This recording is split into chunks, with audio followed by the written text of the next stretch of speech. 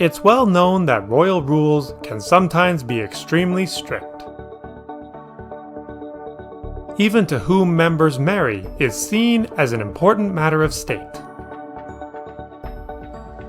Throughout history, some royal members have suffered the consequences of loving people not fit for them and have had to decide between love and duty. Actually, this can all be traced back a few centuries to what is known as the Royal Marriages Act 1772. This law establishes the conditions under which members of the British royal family may marry. It was recently updated and is now only applied to the first 6 in the line of succession. The majority of royal marriages have been consented to by the reigning monarch, including the wedding of the current Queen Elizabeth II and Prince Philip, to whom, after much consideration, King George VI gave his approval. Prince William and Kate's marriage, who wasn't a royal beforehand, also had to be approved by the Queen, as did the union between Harry and Meghan. In 2005, the issue of the Royal Marriages Act came back to light when Charles decided to marry Camilla. Especially since both were divorced, and this had been a contentious issue in the recent decades.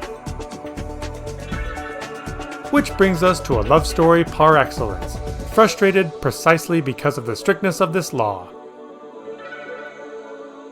In 1953, Princess Margaret went to her sister to notify her of her engagement to Captain Peter Townsend.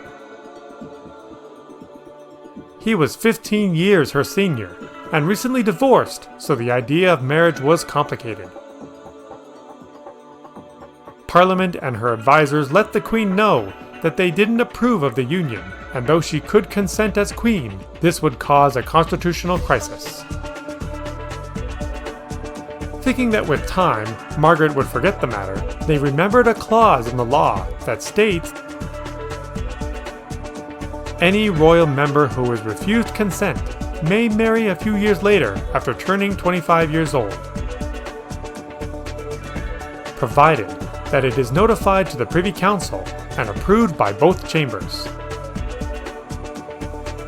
Townsend was sent to Brussels, and both patiently waited for 2 years for Margaret to turn 25 so they could marry. When the time came, Margaret informed that her plans were still the same, but Parliament was still against it. Elizabeth, as head of the Anglican Church, couldn't approve of her sister marrying a divorced man. Another part of the law is that if a royal member marries without authorization, their place in the line of succession isn't lost. But their offspring will not be considered as part of it, since they will be considered illegitimate.